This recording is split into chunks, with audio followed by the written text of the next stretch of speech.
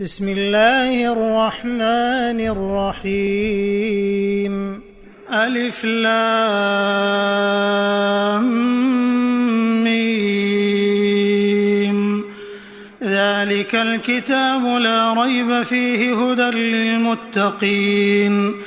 الذين يؤمنون بالغيب ويقيمون الصلاة ومما رزقناهم ينفقون والذين يؤمنون بما أنزل إليك وما أنزل من قبلك وبالآخرة هم يوقنون أولئك على هدى من ربهم وأولئك هم المفلحون. إن الذين كفروا سواء عليهم أأنذرتهم أم لم تنذرهم لا يؤمنون. ختم الله على قلوبهم وعلى سمعهم وعلى أبصارهم غشاوة ولهم عذاب عظيم. ومن الناس من يقول آمنا بالله وباليوم الآخر وما هم بمؤمنين يخادعون الله والذين آمنوا وما يخدعون إلا أنفسهم وما يشعرون. في قلوبهم مرض فزادهم الله مرضا ولهم عذاب أليم بما كانوا يكذبون. وإذا قيل لهم لا تفسدوا في الأرض قالوا إنما نحن مصلحون ألا إنهم هم المفسدون ولكن لا يشعرون. وإذا قيل لهم آمنوا كما آمن الناس قالوا أنؤمن كما آمن السفهاء ألا إنهم هم السفهاء ولكن لا يعلمون. وإذا لقوا الذين آمنوا قالوا آمنا وإذا خلوا إلى شياطينهم قالوا إنا معكم إنما نحن مستهزئون. الله يستهزئ بهم ويمدهم في طغيانهم يعمهون. أولئك الذين اشتروا الضلالة بالهدى فما ربحت تجارتهم وما كانوا مهتدين. مثلهم كمثل الذي استوقد نارا فلما أضاءت ما حوله ذهب الله بنورهم وتركهم في ظلمات لا يبصرون. صم بكم عمي فهم لا يرجعون. أو كصيب من السماء فيه ظلمات ورعد وبرق يجعلون أصابعهم في آذانهم من الصواعق حذر الموت والله محيط بالكافرين. يكاد البرق يخطف أبصارهم كلما أضاء لهم مشوا فيه وإذا أظلم عليهم قاموا ولو شاء الله لذهب بسمعهم وأبصارهم إن الله على كل شيء قدير. يا أيها الناس اعبدوا ربكم الذي خلقكم والذين من قبلكم لعلكم تتقون الذي جعل لكم الأرض فراشا والسماء بناء وأنزل من السماء ماء فأخرج به من الثمرات رزقا لكم فلا تجعلوا لله أندادا وأنتم تعلمون. وإن كنتم في ريب مما نزلنا على عبدنا فأتوا بسورة من مثله وادعوا شهداءكم من دون الله إن كنتم صادقين. فإن لم تفعلوا ولن تفعلوا فاتقوا النار التي وقودها الناس والحجارة أعدت للكافرين. وبشر الذين آمنوا وعملوا الصالحات أن لهم جنات تجري من تحتها الأنهار كلما رزقوا منها من ثمرة رزقا قالوا هذا الذي رزقنا من قبل وأتوا به متشابها ولهم فيها أزواج مطهرة وهم فيها خالدون إن الله لا يستحيي أن يضرب مثلا ما بعوضة فما فوقها فأما الذين آمنوا فيعلمون أنه الحق من ربهم وأما الذين كفروا فيقولون ماذا أراد الله بهذا مثلا يضل به كثيرا ويهدي به كثيرا وما يضل به إلا الفاسقين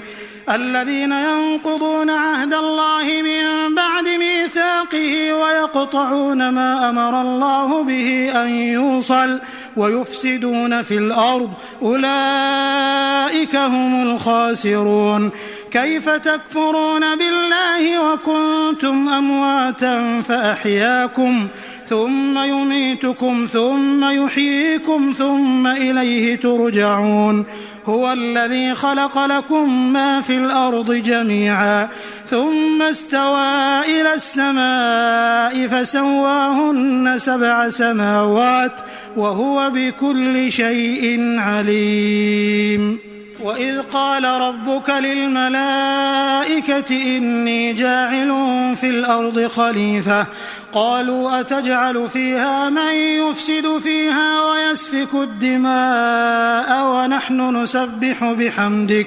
ونحن نسبح بحمدك ونقدس لك قال إني أعلم ما لا تعلمون وعلم آدم الأسماء كلها ثم عرضهم على الملائكة فقال أنبئوني بأسماء هؤلاء إن كنتم صادقين قالوا سبحانك لا علم لنا إلا ما علمتنا إنك أنت العليم الحكيم قال يا آدم أنبئهم بأسمائهم فلما أنبأهم بأسمائهم قال ألم أقل لكم إني أعلم غيب السماوات والأرض وأعلم ما تبدون وما كنتم تكتمون وإذ قلنا للملائكة اسجدوا لآدم فسجدوا إلا إبليس أبى واستكبر وكان من الكافرين وقلنا يا آدم اسكن أنت وزوجك الجنة وكلا منها رغدا حيث شئتما ولا تقربا هذه الشجرة فتكونا من الظالمين فأزلهما الشيطان عنها فأخرجهما مما كانا فيه وقلنا اهبطوا بعضكم لبعض عدو ولكم في الأرض مستقر ومتاع إلى حين فتلقى آدم من ربه كلمات فتاب عليه إنه هو التواب الرحيم قلنا اهبطوا منها جميعا فإما يأتينكم مني هدى فمن تبع هداي فلا خوف عليهم ولا هم يحزنون والذين كفروا وكذبوا بآياتنا أولئك أصحاب النار هم فيها خالدون يا بني إسرائيل اذكروا نعمتي التي أنعمت عليكم وأوفوا بعهدي أوف بعهدكم وإياي فارهبون وآمنوا بما أنزلت مصدقا لما معكم ولا تكونوا أول كافر به ولا تشتروا بآياتي ثمنا قليلا وإياي فاتقون ولا تلبسوا الحق بالباطل وتكتموا الحق وأنتم تعلمون وأقيموا الصلاة وآتوا الزكاة واركعوا مع الراكعين أتأمرون الناس بالبر وتنسون أنفسكم وأنتم تتلون الكتاب أفلا تعقلون واستعينوا بالصبر والصلاة وإنها لكبيرة إلا على الخاشعين الذين يظنون أنهم ملاقو ربهم وأنهم إليه راجعون يا بني إسرائيل اذكروا نعمتي التي أنعمت عليكم وأني فضلتكم على العالمين واتقوا يوما لا تجزي نفس عن نفس شيئا ولا يقبل منها شفاعة ولا يؤخذ منها عدل ولا هم ينصرون وإذ نجيناكم من آل فرعون يسومونكم سوء العذاب يذبحون أبناءكم ويستحيون نساءكم وفي ذلكم بلاء من ربكم عظيم وإذ فرقنا بكم البحر فأنجيناكم وأغرقنا آل فرعون وأنتم تنظرون وإذ واعدنا موسى 40 ليلة ثم اتخذتم العجل من بعده وأنتم ظالمون ثم عفونا عنكم من بعد ذلك لعلكم تشكرون وإذ آتينا موسى الكتاب والفرقان لعلكم تهتدون وإذ قال موسى لقومه يا قوم إنكم ظلمتم أنفسكم باتخاذكم العجل فتوبوا إلى بارئكم فاقتلوا أنفسكم ذلكم خير لكم عند بارئكم فتاب عليكم إنه هو التواب الرحيم وإذ قلتم يا موسى لن نؤمن لك حتى نرى الله جهرة فأخذتكم الصاعقة وأنتم تنظرون ثم بعثناكم من بعد موتكم لعلكم تشكرون وظللنا عليكم الغمام وأنزلنا عليكم المن والسلوى كلوا من طيبات ما رزقناكم وما ظلمونا ولكن كانوا أنفسهم يظلمون وإذ قلنا ادخلوا هذه القرية فكلوا منها حيث شئتم رغدا وادخلوا الباب سجدا وقولوا حطة نغفر لكم خطاياكم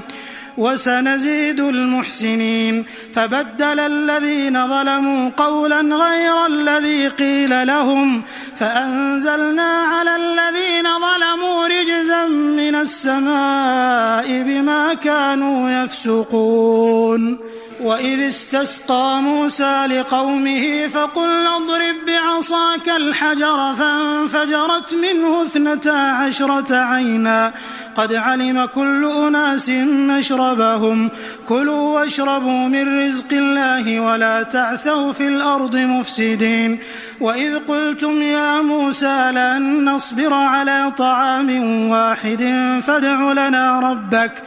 فادع لنا ربك يخرج لنا مما تنبت الأرض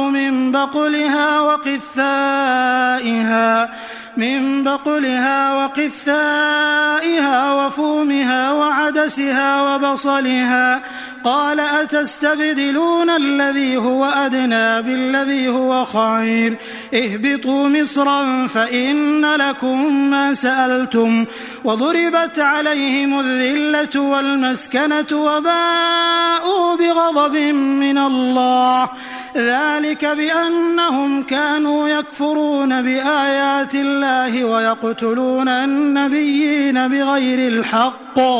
ذلك بما عصوا وكانوا يعتدون إن الذين آمنوا والذين هادوا والنصارى والصابئين من آمن بالله واليوم الآخر وعمل صالحا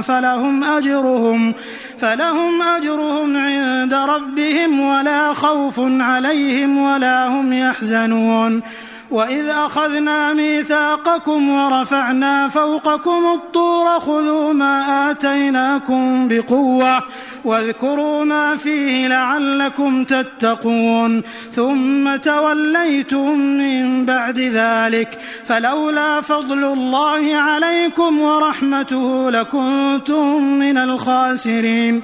ولقد علمتم الذين اعتدوا منكم في السبت فقلنا لهم كونوا قردة خاسئين فجعلناها نكالا لما بين يديها وما خلفها وموعظة للمتقين. وإذ قال موسى لقومه إن الله يأمركم أن تذبحوا بقرة قالوا أتتخذنا هزوا قال أعوذ بالله أن أكون من الجاهلين قالوا ادع لنا ربك يبين لنا ما هي قال إنه يقول إنها بقرة لا فارض ولا بكر عوان بين ذلك فافعلوا ما تؤمرون قالوا ادع لنا ربك يبين لنا ما لونها قال إنه يقول إنها بقرة صفراء فاقع لونها تسر الناظرين قالوا ادع لنا ربك يبين لنا ما هي إن البقرة شابه علينا وإنا إن شاء الله لمهتدون قال إنه يقول إنها بقرة لا ذلول تثير الأرض ولا تسقي الحرث مسلمة لا شية فيها قالوا الآن جئت بالحق فذبحوها وما كادوا يفعلون وإذ قتلتم نفسا فادارأتم فيها والله مخرج ما كنتم تكتمون فقلنا اضربوه ببعضها كذلك يحيي الله الموتى ويريكم آياته لعلكم تعقلون ثم قست قلوبكم من بعد ذلك فهي كالحجارة أو أشد قسوة وإن من الحجارة لما يتفجر منه الأنهار وإن منها لما يشقق فيخرج منه الماء وإن منها لما يهبط من خشية الله وما الله بغافل عما تعملون أفتطمعون أن يؤمنوا لكم وقد كان فريق منهم يسمعون كلام الله ثم يحرفونه من بعد ما عقلوه وهم يعلمون وإذا لقوا الذين آمنوا قالوا آمنا وإذا خلا بعضهم إلى بعض قالوا أتحدثونهم بما فتح الله عليكم ليحاجوكم به عند ربكم أفلا تعقلون أولا يعلمون أن الله يعلم ما يسرون وما يعلنون ومنهم أميون لا يعلمون الكتاب إلا أماني وإن هم إلا يظنون فويل للذين يكتبون الكتاب بأيديهم ثم يقولون هذا من عند الله ليشتروا به ثمنا قليلا فويل لهم مما كتبت أيديهم وويل لهم مما يكسبون وقالوا لن تمسنا النار إلا أياما معدودة قل أتخذتم عند الله عهدا فلن يخلف الله عهده أم تقولون على الله ما لا تعلمون بلى من كسب سيئة وأحاطت به خطيئته فأولئك أصحاب النار هم فيها خالدون والذين آمنوا وعملوا الصالحات أولئك أصحاب الجنة هم فيها خالدون وإذ أخذنا ميثاق بني إسرائيل لا تعبدون إلا الله وبالوالدين إحسانا وذي القربى واليتامى والمساكين وقولوا للناس حسنا وأقيموا الصلاة وآتوا الزكاة ثم توليتم إلا قليلا منكم وأنتم معرضون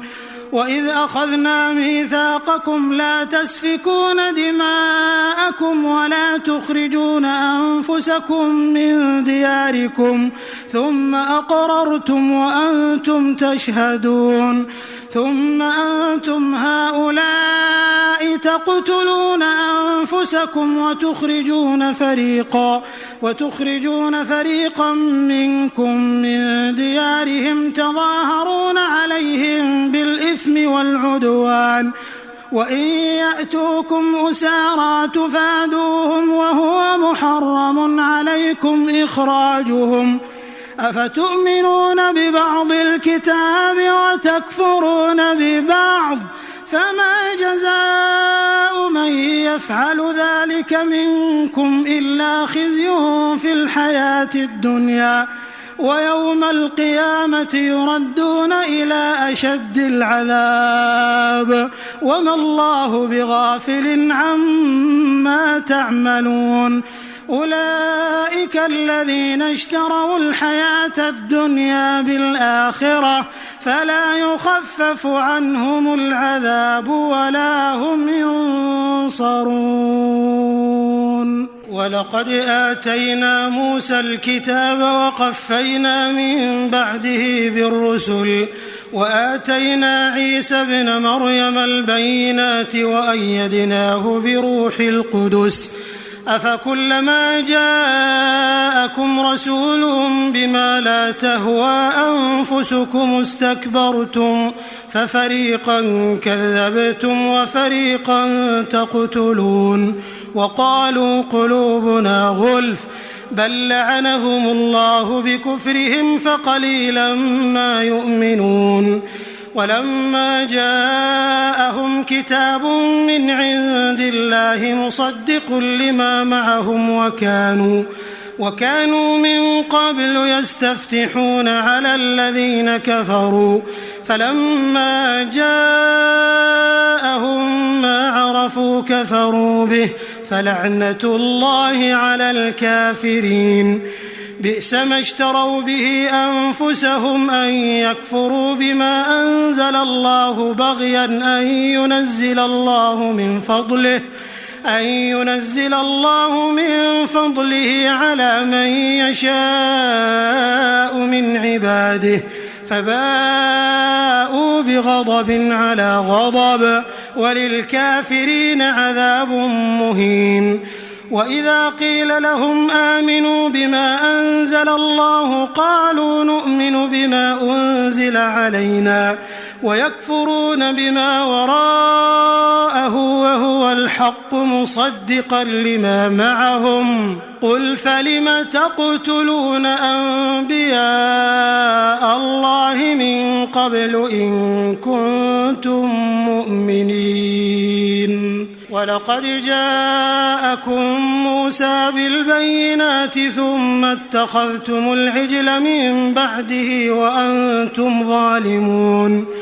وإذ أخذنا ميثاقكم ورفعنا فوقكم الطور خذوا ما آتيناكم بقوة واسمعوا قالوا سمعنا وعصينا وأشربوا في قلوبهم العجل بكفرهم قل بئس ما يأمركم به إيمانكم إن كنتم مؤمنين قل إن كانت لكم الدار الآخرة عند الله خالصة من دون الناس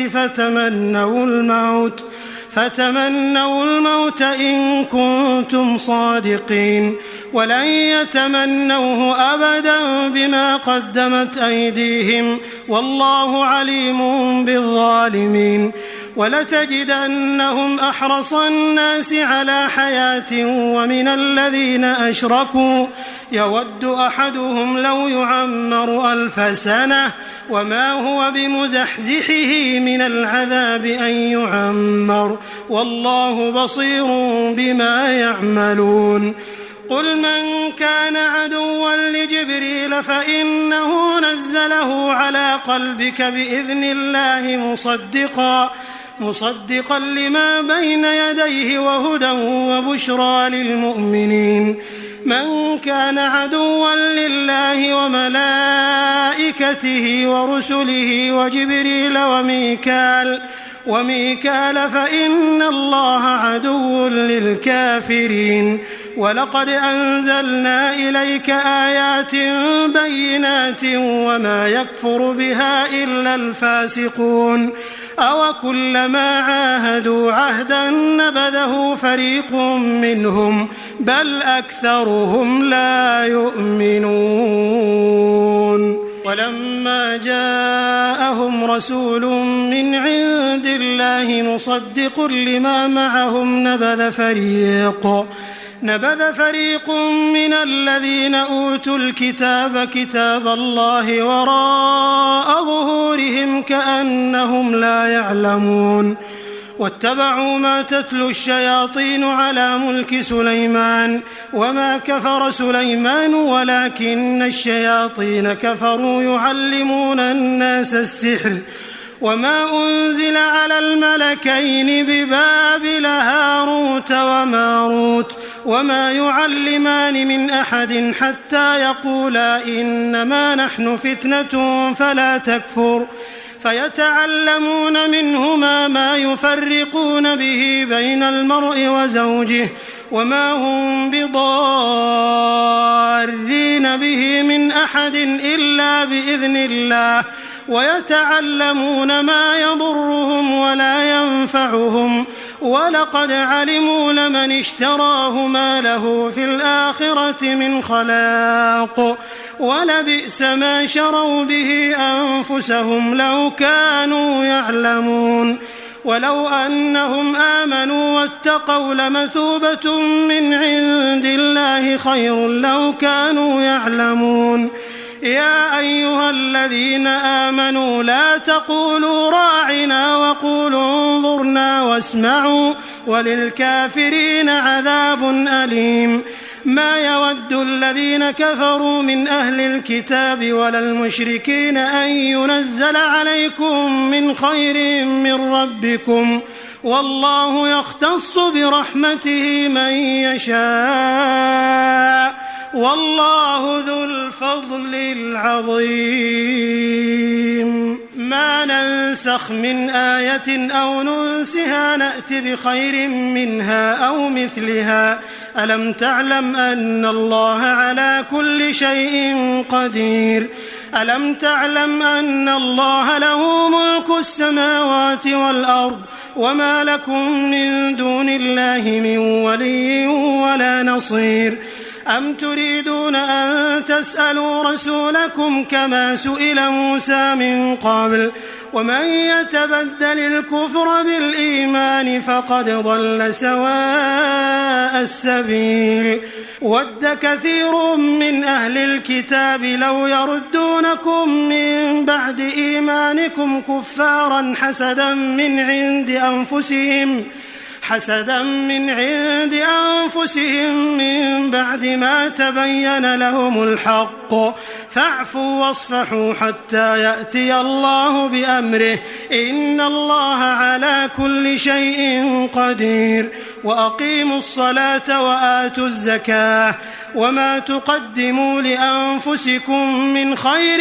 تجدوه عند الله إن الله بما تعملون بصير وقالوا لن يدخل الجنة إلا من كان هودا أو نصارى تلك أمانيهم قل هاتوا برهانكم إن كنتم صادقين بلى من أسلم وجهه لله وهو محسن فله أجره عند ربه فله أجره عند ربه ولا خوف عليهم ولا هم يحزنون. وقالت اليهود ليست النصارى على شيء وهم يتلون الكتاب كذلك قال الذين لا يعلمون مثل قولهم فالله يحكم بينهم يوم القيامة فيما كانوا فيه يختلفون. ومن أظلم ممن منع مساجد الله أن يذكر فيها اسمه وسعى في خرابها أولئك ما كان لهم أن يدخلوها إلا خائفين لهم في الدنيا خزي ولهم في الآخرة عذاب عظيم. ولله المشرق والمغرب فأينما تولوا فثم وجه الله إن الله واسع عليم. وقالوا اتخذ الله ولدا سبحانه بل له ما في السماوات والأرض كل له قانتون بديع السماوات والأرض وإذا قضى أمرا فإنما يقول له كن فيكون. وقال الذين لا يعلمون لولا يكلمنا الله أو تأتينا آية كذلك قال الذين من قبلهم مثل قولهم تشابهت قلوبهم قد بينا الآيات لقوم يوقنون. إنا أرسلناك بالحق بشيرا ونذيرا ولا تسأل عن أصحاب الجحيم. ولن ترضى عنك اليهود ولا النصارى حتى تتبع ملتهم قل إن هدى الله هو الهدى ولئن اتبعت أهواءهم بعد الذي جاءك من العلم ما لك من الله من ولي ولا نصير. الذين آتيناهم الكتاب يتلونه حق تلاوته أولئك يؤمنون به ومن يكفر به فأولئك هم الخاسرون. يا بني إسرائيل اذكروا نعمتي التي أنعمت عليكم وأني فضلتكم على العالمين واتقوا يوما لا تجزي نفس عن نفس شيئا ولا يقبل منها عدل ولا تنفعها شفاعة ولا هم ينصرون. وإذ ابتلى إبراهيم ربه بكلمات فأتمهم قال إني جاعلك للناس إماما قال ومن ذريتي قال لا ينال عهد الظالمين. وإذ جعلنا البيت مثابة للناس وأمنا واتخذوا من مقام إبراهيم مصلى وعهدنا إلى إبراهيم وإسماعيل أن طهرا بيتي للطائفين والعاكفين والركع السجود. وإذ قال إبراهيم رب اجعل هذا بلدا آمنا وارزق أهله من الثمرات من آمن منهم بالله واليوم الآخر قال ومن كفر فأمتعه قليلا ثم أضطره إلى عذاب النار وبئس المصير. وإذ يرفع إبراهيم القواعد من البيت وإسماعيل ربنا تقبل منا إنك أنت السميع العليم ربنا واجعلنا مسلمين لك ومن ذريتنا أمة مسلمة لك وأرنا مناسكنا وتب علينا إنك أنت التواب الرحيم.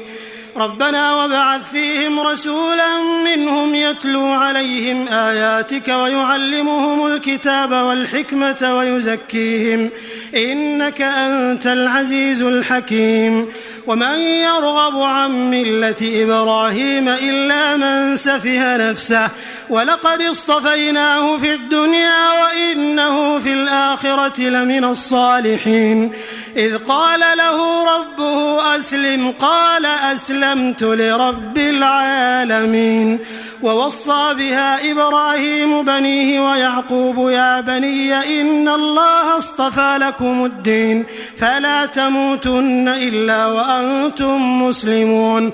أم كنتم شهداء إذ حضر يعقوب الموت إذ قال لبنيه ما تعبدون من بعدي قالوا نعبد إلهك وإله آبائك إبراهيم وإسماعيل وإسحاق إلها واحدا ونحن له مسلمون. تلك أمة قد خلت لها ما كسبت ولكم ما كسبتم ولا تسألون عما كانوا يعملون. وقالوا كونوا هودا أو نصارى تهتدوا قل بل ملة إبراهيم حنيفا وما كان من المشركين. قولوا آمنا بالله وما أنزل إلينا وما أنزل إلى إبراهيم وإسماعيل وإسحاق ويعقوب والأسباط وما أوتي موسى وعيسى وما أوتي النبيون من ربهم لا نفرق بين أحد منهم ونحن له مسلمون. فإن آمنوا بمثل ما آمنتم به فقد اهتدوا وإن تولوا فإنما هم في شقاق فسيكفيكهم الله وهو السميع العليم. صبغة الله ومن أحسن من الله صبغة ونحن له عابدون. قل أتحاجوننا في الله وهو ربنا وربكم ولنا أعمالنا ولكم أعمالكم ونحن له مخلصون. أم تقولون إن إبراهيم وإسماعيل وإسحاق ويعقوب والأسباط كانوا هودا أو نصارى قل أأنتم أعلم أم الله ومن أظلم ممن كتم شهادة عنده من الله وما الله بغافل عما تعملون. تلك أمة قد خلت لها ما كسبت ولكم ما كسبتم ولا تسألون عما كانوا يعملون. سيقول السفهاء من الناس ما ولاهم عن قبلتهم التي كانوا عليها قل لله المشرق والمغرب يهدي من يشاء إلى صراط مستقيم. وكذلك جعلناكم أمة وسطا لتكونوا شهداء على الناس ويكون الرسول عليكم شهيدا. وما جعلنا القبلة التي كنت عليها إلا لنعلم من يتبع الرسول ممن ينقلب على عقبيه وإن كانت لكبيرة إلا على الذين هدى الله وما كان الله ليضيع إيمانكم إن الله بالناس لرؤوف رحيم. قد نرى تقلب وجهك في السماء فلنولينك قبلة ترضاها فول وجهك شطر المسجد الحرام وحيث ما كنتم فولوا وجوهكم شطره وإن الذين أوتوا الكتاب ليعلمون أنه الحق من ربهم وما الله بغافل عما يعملون. ولئن أتيت الذين أوتوا الكتاب بكل آية ما تبعوا قبلتك وما أنت بتابع قبلتهم وما بعضهم بتابع قبلة بعض. ولئن اتبعت أهواءهم من بعد ما جاءك من العلم إنك إذا لمن الظالمين. الذين آتيناهم الكتاب يعرفونه كما يعرفون أبناءهم وإن فريقا منهم ليكتمون يكتمون الحق وهم يعلمون الحق من ربك فلا تكونن من الممترين ولكل وجهة هو موليها فاستبقوا الخيرات أينما تكونوا يأت بكم الله جميعا إن الله على كل شيء قدير ومن حيث خرجت فول وجهك شطر المسجد الحرام وإنه للحق من ربك وما الله بغافل عما تعملون ومن حيث خرجت فول وجهك شطر المسجد الحرام وحيث ما كنتم فولوا وجوهكم شطره لئلا يكون للناس عليكم حجة إلا الذين ظلموا منهم فلا تخشوهم واخشوني ولأتم نعمتي عليكم ولعلكم تهتدون كما أرسلنا فيكم رسولا منكم يتلو عليكم آياتنا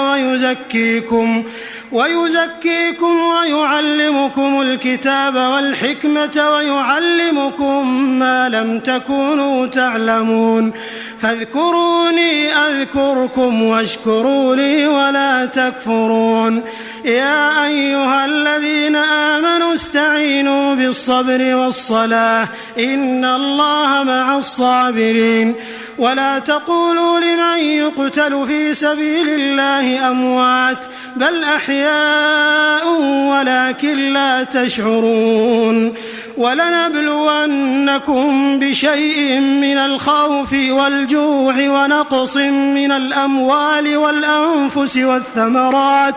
وبشر الصابرين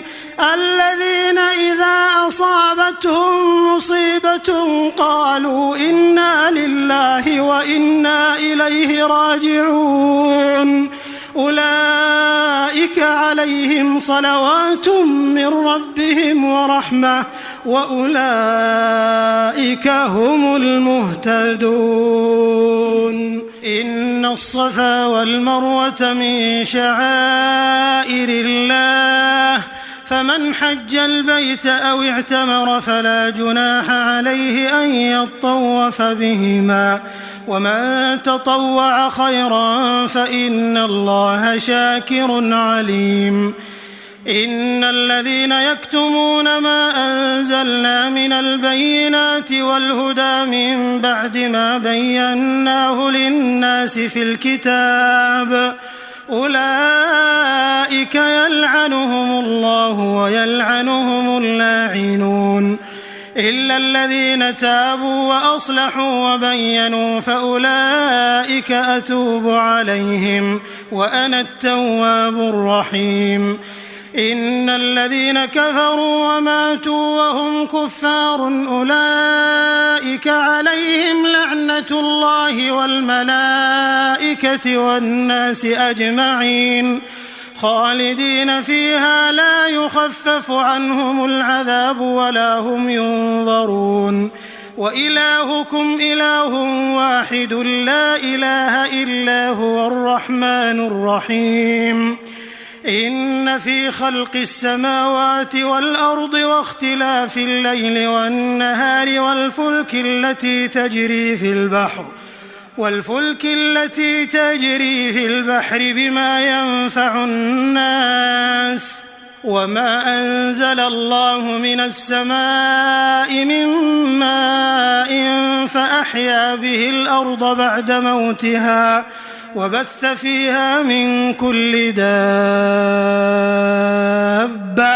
وتصريف الرياح والسحاب المسخر بين السماء والأرض لآيات لقوم يعقلون ومن الناس من يتخذ من دون الله أندادا يحبونهم كحب الله والذين آمنوا أشد حبا لله ولو يرى الذين ظلموا إذ يرون العذاب أن القوة لله جميعا وأن الله شديد العذاب إذ تبرأ الذين اتبعوا من الذين اتبعوا ورأوا العذاب وتقطعت بهم الأسباب وقال الذين اتبعوا لو أن لنا كرة فنتبرأ منهم كما تبرأوا منا كذلك يريهم الله أعمالهم حسرات عليهم وما هم بخارجين من النار يا أيها الناس كلوا مما في الأرض حلالا طيبا ولا تتبعوا خطوات الشيطان إنه لكم عدو مبين إنما يأمركم بالسوء والفحشاء وأن تقولوا على الله ما لا تعلمون وإذا قيل لهم اتبعوا ما أنزل الله قالوا بل نتبع ما ألفينا عليه آباءنا أولو كان آباؤهم لا يعقلون شيئا ولا يهتدون ومثل الذين كفروا كمثل الذي ينعق بما لا يسمع إلا دعاء ونداء صم بكم عمي فهم لا يعقلون يا أيها الذين آمنوا كلوا من طيبات ما رزقناكم واشكروا لله إن كنتم إياه تعبدون إنما حرم عليكم الميتة والدم ولحم الخنزير وما أهل به لغير الله فمن اضطر غير باغ ولا عاد فلا إثم عليه إن الله غفور رحيم إن الذين يكتمون ما أنزل الله من الكتاب ويشترون به ثمنا قليلا أولئك ما يأكلون في بطونهم إلا النار ولا يكلمهم الله يوم القيامة ولا يزكيهم ولهم عذاب أليم أولئك الذين اشتروا الضلالة بالهدى والعذاب بالمغفرة فما أصبرهم على النار ذلك بأن الله نزل الكتاب بالحق وإن الذين اختلفوا في الكتاب لفي شقاق بعيد ليس البر أن تولوا وجوهكم قبل المشرق والمغرب ولكن البر من آمن بالله واليوم الآخر والملائكة والكتاب والنبيين وآتى المال على حبه ذوي القربى واليتامى والمساكين وابن السبيل والسائلين وفي الرقاب وأقام الصلاة وآتى الزكاة والموفون بعهدهم إذا عاهدوا والصابرين في البأساء والضراء وحين البأس أولئك الذين صدقوا وأولئك هم المتقون يا أيها الذين آمنوا كتب عليكم القصاص في القتلى الحر بالحر والعبد بالعبد والأنثى بالأنثى فمن عفي له من أخيه شيء فاتباع بالمعروف وأداء إليه بإحسان ذلك تخفيف من ربكم ورحمة فمن اعتدى بعد ذلك فله عذاب أليم ولكم في القصاص حياة يا أولي الألباب لعلكم تتقون كتب عليكم إذا حضر أحدكم الموت إن ترك خيرا الوصية للوالدين والأقربين بالمعروف حقا على المتقين فمن بدله بعدما سمعه فإنما إثمه على الذين يبدلونه إن الله سميع عليم فمن خاف من موص جنفا أو إثما فأصلح بينهم فلا إثم عليه إن الله غفور رحيم يا أيها الذين آمنوا كتب عليكم الصيام كما كتب على الذين من قبلكم لعلكم تتقون أياما معدودات فمن كان منكم مريضا أو على سفر فعدة من أيام أخر وعلى الذين يطيقونه فدية طعام مسكين فمن تطوع خيرا فهو خير له وأن تصوموا خير لكم إن كنتم تعلمون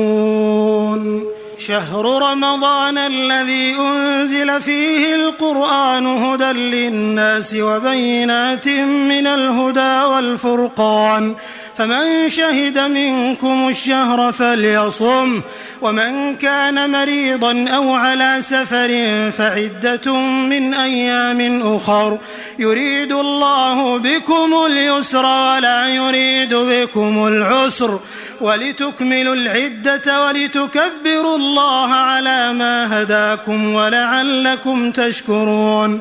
وإذا سألك عبادي عني فإني قريب أجيب دعوة الداع إذا دعان فليستجيبوا لي وليؤمنوا بي لعلهم يرشدون أحل لكم ليلة الصيام الرفث إلى نسائكم هن لباس لكم وأنتم لباس لهن علم الله أنكم كنتم تختانون أنفسكم فتاب عليكم وعفى عنكم فالآن باشروهن وابتغوا ما كتب الله لكم وكلوا واشربوا حتى يتبين لكم الخيط الأبيض من الخيط الأسود من الفجر ثم أتموا الصيام إلى الليل ولا تباشروهن وأنتم عاكفون في المساجد تلك حدود الله فلا تقربوها كذلك يبين الله آياته للناس لعلهم يتقون ولا تأكلوا أموالكم بينكم بالباطل وتدلوا بها إلى الحكام لتأكلوا فريقا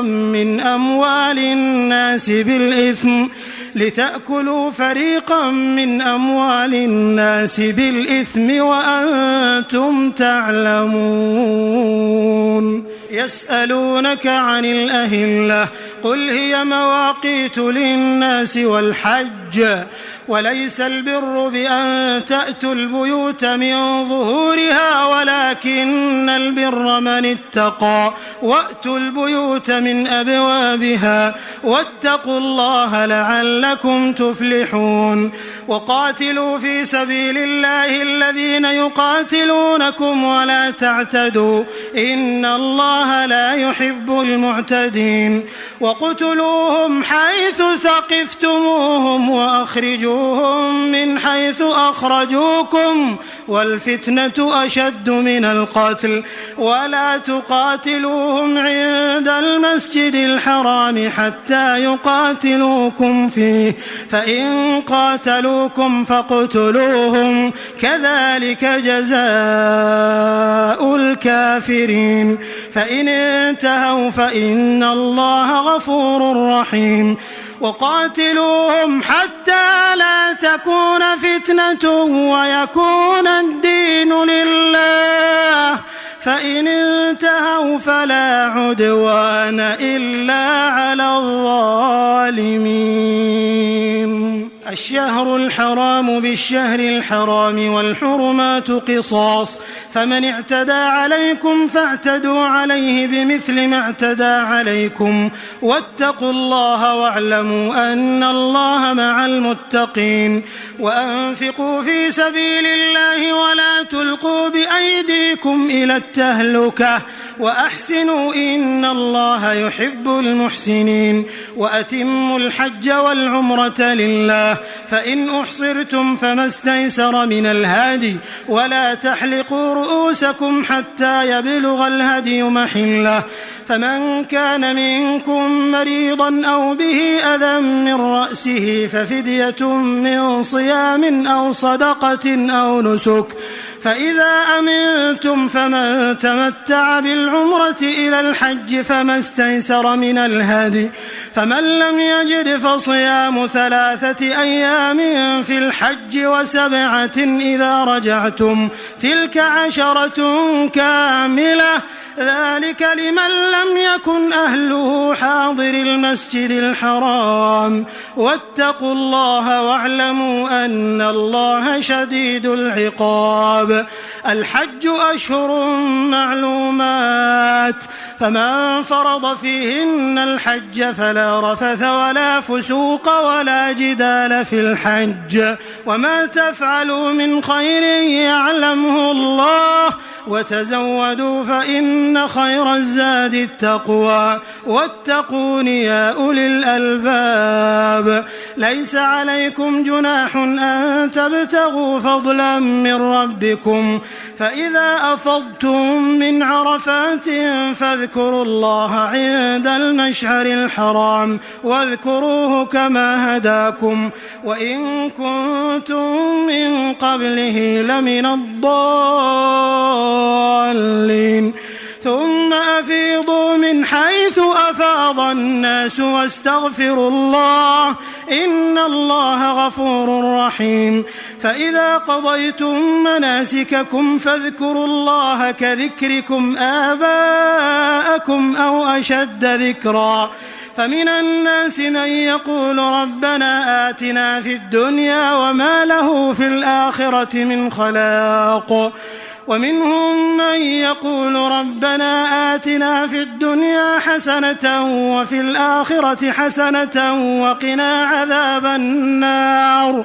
أولئك لهم نصيب مما كسبوا والله سريع الحساب واذكروا الله في أيام معدودات فمن تعجل في يومين فلا إثم عليه ومن تأخر فلا إثم عليه لمن اتقى واتقوا الله واعلموا أنكم إليه تحشرون ومن الناس من يعجبك قوله في الحياة الدنيا ويشهد الله على ما في قلبه وهو ألد الخصام وإذا تولى سعى في الأرض ليفسد فيها ويهلك الحرث والنسل والله لا يحب الفساد وإذا قيل له اتق الله أخذته العزة بالإثم فحسبه جهنم ولبئس المهاد ومن الناس من يشري نفسه ابتغاء مرضات الله والله رؤوف بالعباد يا أيها الذين آمنوا ادخلوا في السلم كافة ولا تتبعوا خطوات الشيطان إنه لكم عدو مبين فإن زللتم من بعد ما جاءتكم البينات فاعلموا أن الله عزيز حكيم هل ينظرون إلا أن يأتيهم الله في ظلل من الغمام والملائكة وقضي الأمر وإلى الله ترجع الأمور سل بني إسرائيل كم آتيناهم من آية بينة ومن يبدل نعمة الله من بعد ما جاءته فإن الله شديد العقاب زين للذين كفروا الحياة الدنيا ويسخرون من الذين آمنوا والذين اتقوا فوقهم يوم القيامة والله يرزق من يشاء بغير حساب كان الناس أمة واحدة فبعث الله النبيين مبشرين ومنذرين وأنزل معهم الكتاب بالحق ليحكم بين الناس فيما اختلفوا فيه وما اختلف فيه إلا الذين أوتوه من بعد ما جاءتهم البينات بغيا بينهم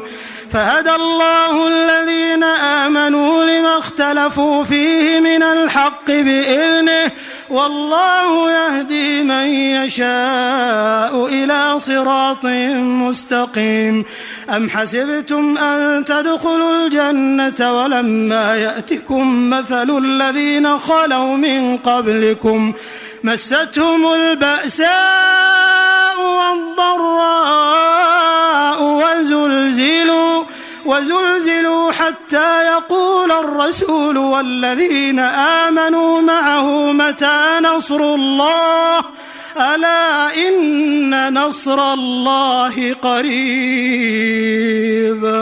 يسألونك ماذا ينفقون قل ما أنفقتم من خير فللوالدين والأقربين واليتامى والمساكين وابن السبيل وما تفعلوا من خير فإن الله به عليم. كتب عليكم القتال وهو كره لكم وعسى أن تكرهوا شيئا وهو خير لكم وعسى أن تحبوا شيئا وهو شر لكم والله يعلم وأنتم لا تعلمون. يسألونك عن الشهر الحرام قتال فيه قل قتال فيه كبير وصد عن سبيل الله وكفر به والمسجد الحرام وإخراج أهله منه أكبر عند الله والفتنة أكبر من القتل ولا يزالون يقاتلونكم حتى يردوكم عن دينكم إن استطاعوا ومن يرتدد منكم عن دينه فيمت وهو كافر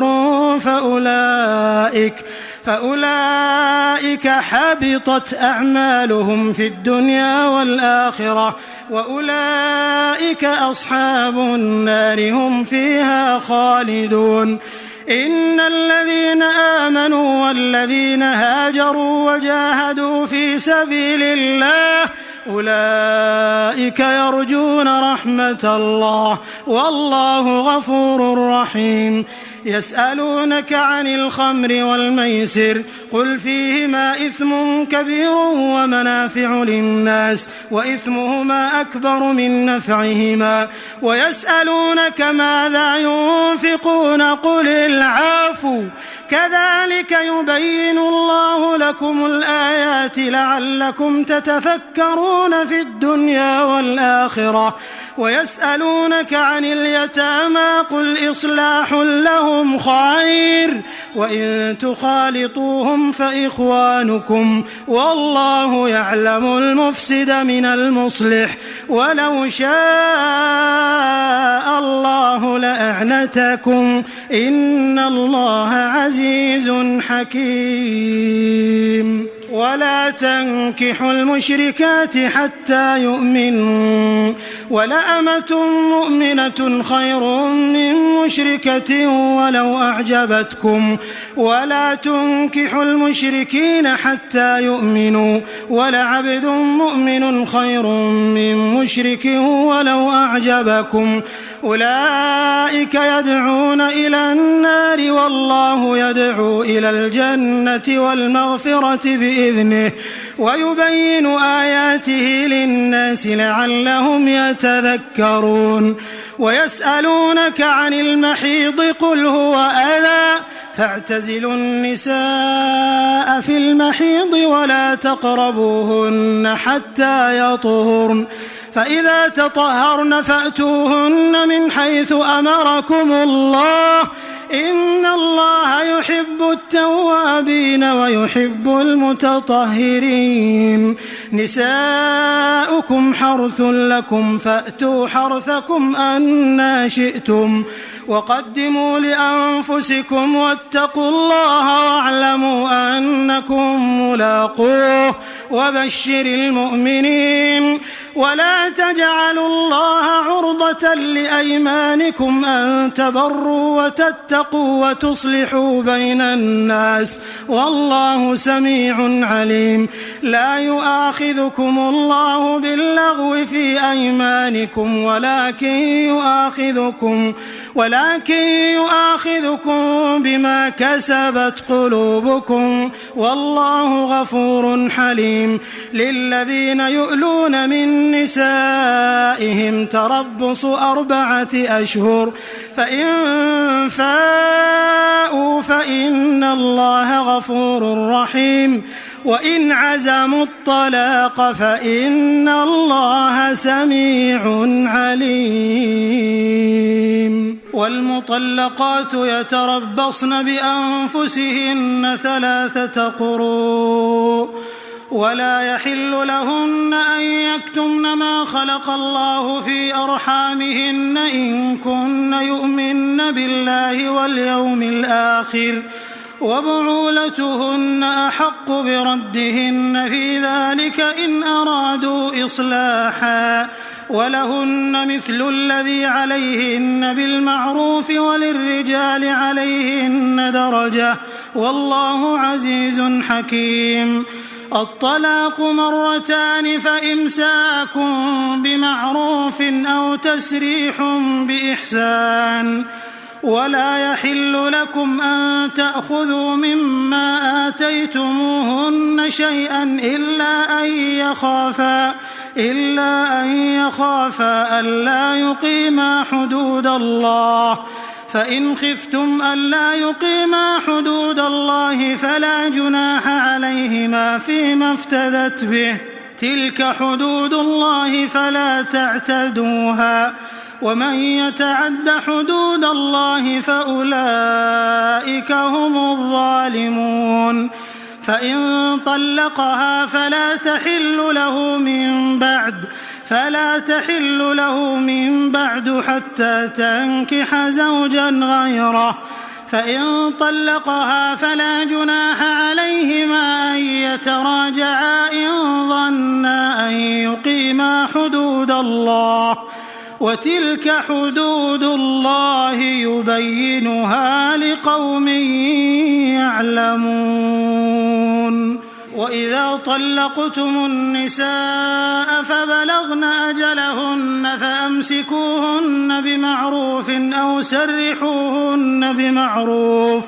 ولا تمسكوهن ضرارا لتعتدوا ومن يفعل ذلك فقد ظلم نفسه. ولا تتخذوا آيات الله هزوا واذكروا نعمة الله عليكم وما أنزل عليكم من الكتاب والحكمة يعظكم به واتقوا الله واعلموا أن الله بكل شيء عليم.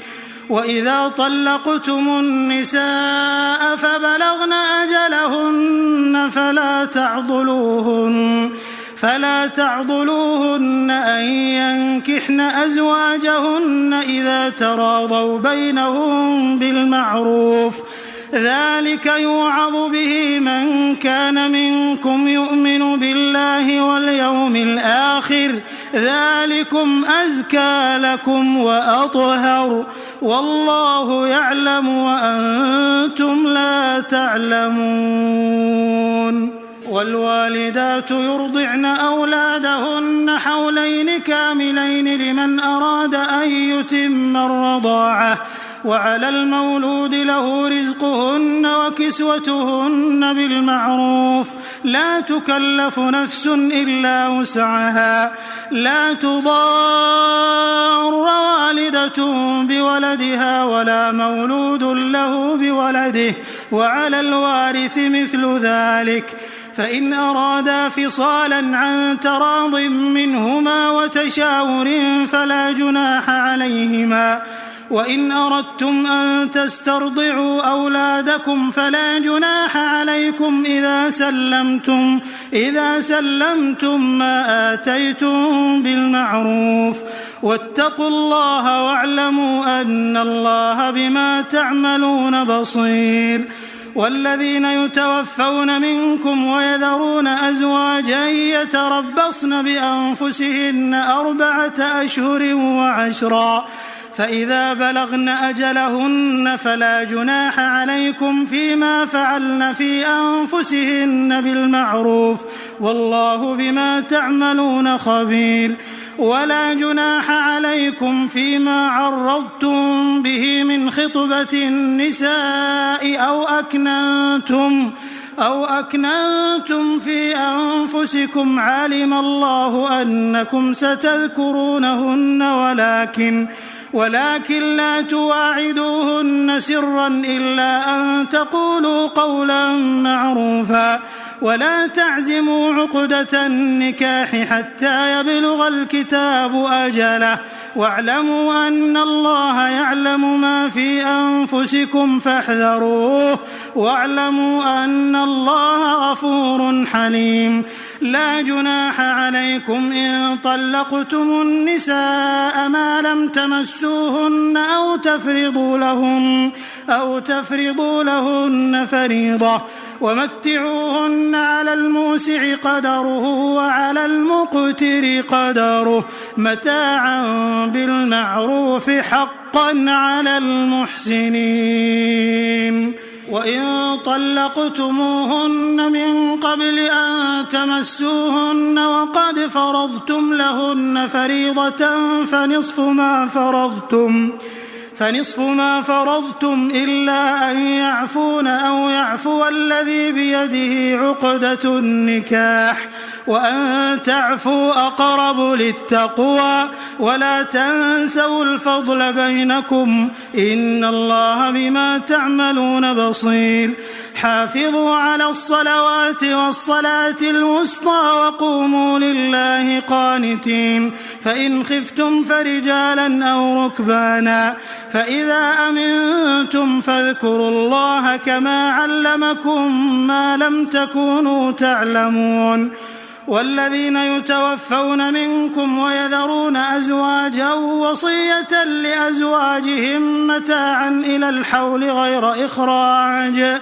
فإن خرجن فلا جناح عليكم فيما فعلن في أنفسهن من معروف والله عزيز حكيم. وللمطلقات متاع بالمعروف حقا على المتقين كذلك يبين الله لكم آياته لعلكم تعقلون. ألم تر إلى الذين خرجوا من ديارهم وهم ألوف حذر الموت فقال لهم الله موتوا ثم أحياهم إن الله لذو فضل على الناس ولكن أكثر الناس لا يشكرون. وقاتلوا في سبيل الله واعلموا أن الله سميع عليم. من ذا الذي يقرض الله قرضا حسنا فيضاعفه له أضعافا كثيرة والله يقبض ويبسط وإليه ترجعون. ألم تر إلى الملأ من بني إسرائيل من بعد موسى إذ قالوا لنبي له مبعث لنا ملكا نقاتل في سبيل الله قال هل عسيتم إن كتب عليكم القتال ألا تقاتلوا قالوا وما لنا ألا نقاتل في سبيل الله وقد أخرجنا من ديارنا وأبنائنا فلما كتب عليهم القتال تولوا إلا قليلا منهم والله عليم بالظالمين. وقال لهم نبيهم إن الله قد بعث لكم طالوت ملكا قالوا أنى يكون له الملك علينا ونحن أحق بالملك منه ولم يؤت سعة من المال قال إن الله اصطفاه عليكم وزاده بسطة في العلم والجسم والله يؤتي ملكه من يشاء والله واسع عليم. وقال لهم نبيهم إن آية ملكه أن يأتيكم التابوت فيه سكينة من ربكم وبقية مما ترك آل موسى وآل هارون تحمله الملائكة إن في ذلك لآية لكم إن كنتم مؤمنين. فلما فصل طالوت بالجنود قال إن الله مبتليكم بنهر فمن شرب منه فليس مني ومن لم يطعمه فإنه مني إلا من اغترف غرفة بيده فشربوا منه إلا قليلا منهم. فلما جاوزه هو والذين آمنوا معه قالوا لا طاقة لنا اليوم بجالوت وجنوده. قال الذين يظنون أنهم ملاقوا الله كم من فئة قليلة غلبت فئة كثيرة بإذن الله والله مع الصابرين. ولما برزوا لجالوت وجنوده قالوا ربنا أفرغ علينا صبرا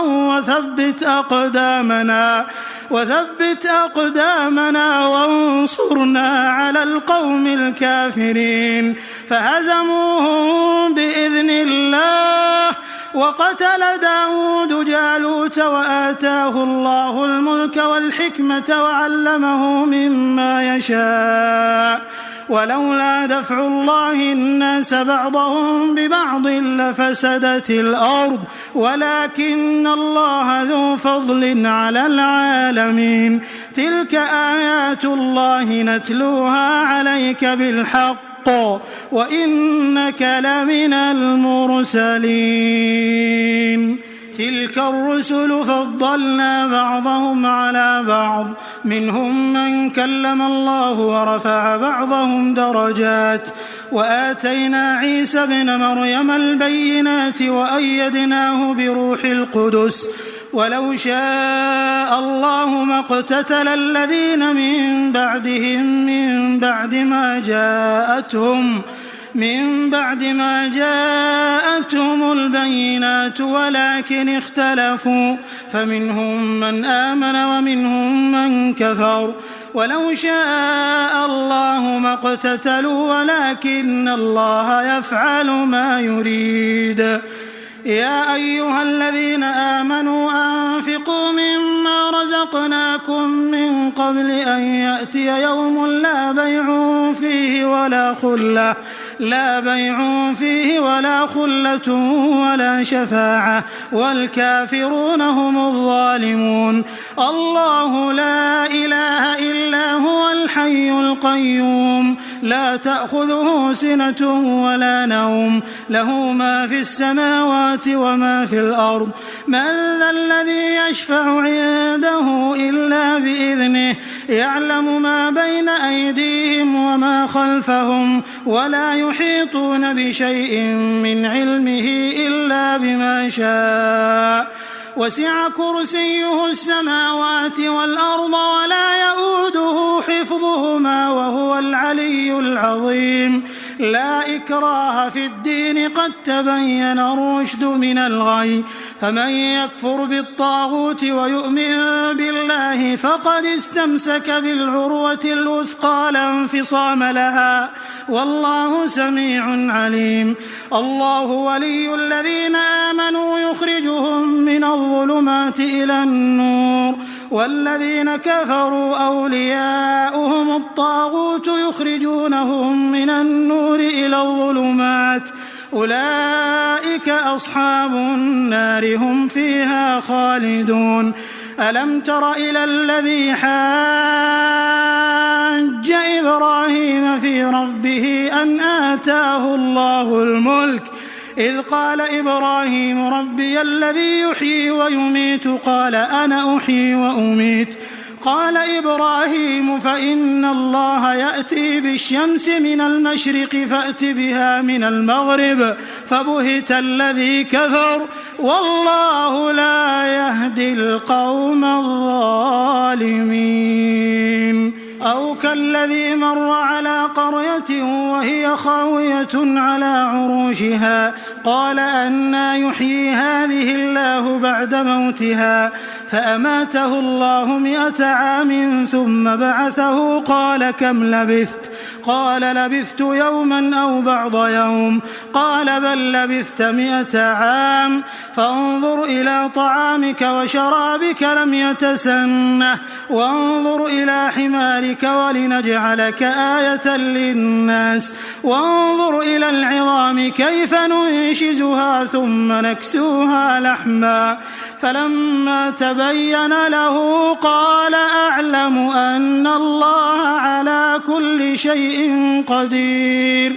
وإذ قال إبراهيم رب أرني كيف تحيي الموتى قال أولم تؤمن قال بلى ولكن ليطمئن قلبي قال فخذ 4 من الطير فصرهن إليك ثم اجعل على كل جبل منهن جزءا ثم ادعهن يأتينك سعيا واعلم أن الله عزيز حكيم. مثل الذين ينفقون أموالهم في سبيل الله كمثل حبة أنبتت 7 سنابل في كل سنبلة 100 حبة والله يضاعف لمن يشاء والله واسع عليم. الذين ينفقون أموالهم في سبيل الله ثم لا يتبعون ما أنفقوا منا ولا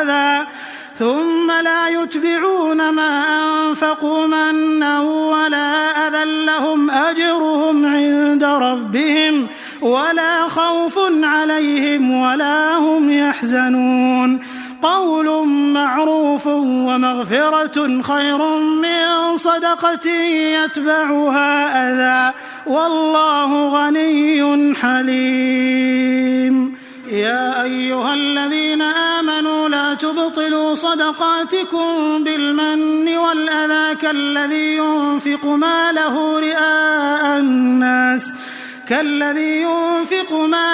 رئاء الناس ولا يؤمن بالله واليوم الآخر فمثله كمثل صفوان عليه تراب فأصابه وابل فتركه صلدا لا يقدرون على شيء مما كسبوا والله لا يهدي القوم الكافرين. ومثل الذين ينفقون أموالهم ابتغاء مرضات الله وتثبيتا من أنفسهم كمثل جنة بربوة أصابها وابل فآتت أكلها ضعفين فإن لم يصبها وابل فطل والله بما تعملون بصير. أيود أحدكم أن تكون له جنة من نخيل وأعناب تجري من تحتها الأنهار له فيها من كل الثمرات وأصابه الكبر وله ذرية ضعفاء فأصابها إعصار فيه نار فاحترقت كذلك يبين الله لكم الآيات لعلكم تتفكرون. يا أيها الذين آمنوا أنفقوا من طيبات ما كسبتم ومما أخرجنا لكم من الأرض ولا تيمموا الخبيث منه تنفقون ولستم بآخذيه إلا أن تغمضوا فيه واعلموا أن الله غني حميد. الشيطان يعدكم الفقر ويأمركم بالفحشاء والله يعدكم مغفرة منه وفضلا والله واسع عليم يؤتي الحكمة من يشاء ومن يؤت الحكمة فقد أوتي خيرا كثيرا وما يذكر إلا أولو الألباب وما أنفقتم من نفقة أو نذرتم من نذر فإن الله يعلمه وما للظالمين من أنصار إن تبدوا الصدقات فنعما هي وإن تخفوها وتؤتوها الفقراء فهو خير لكم ويكفر عنكم من سيئاتكم والله بما تعملون خبير ليس عليك هداهم ولكن الله يهدي من يشاء وما تنفقوا من خير فلأنفسكم وما تنفقون إلا ابتغاء وجه الله وما تنفقوا من خير يوفى إليكم وأنتم لا تظلمون للفقراء الذين أحصروا في سبيل الله لا يستطيعون ضربا في الأرض يحسبهم الجاهل أغنياء من التعفف تعرفهم بسيماهم لا يسألون الناس إلحافا وما تنفقوا من خير فإن الله به عليم الذين ينفقون أموالهم بالليل والنهار سرا وعلانية فلهم أجرهم عند ربهم ولا خوف عليهم ولا هم يحزنون الذين يأكلون الربا لا يقومون إلا كما يقوم الذي يتخبطه الشيطان من المس ذلك بأنهم قالوا إنما البيع مثل الربا وأحل الله البيع وحرم الربا فمن جاءه موعظة من ربه فانتهى فله ما سلف وأمره إلى الله ومن عاد فأولئك أصحاب النار هم فيها خالدون يمحق الله الربا ويربي الصدقات والله لا يحب كل كفار أثيم إن الذين آمنوا وعملوا الصالحات وأقاموا الصلاة وآتوا الزكاة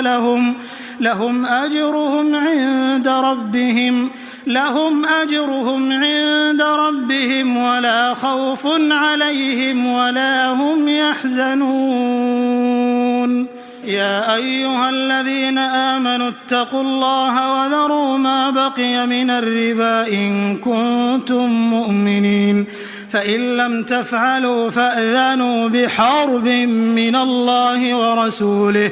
وإن تبتم فلكم رؤوس أموالكم لا تظلمون ولا تظلمون وإن كان ذو عسرة فنظرة إلى ميسرة وأن تصدقوا خير لكم إن كنتم تعلمون واتقوا يوما ترجعون فيه إلى الله ثم توفى كل نفس ما كسبت وهم لا يظلمون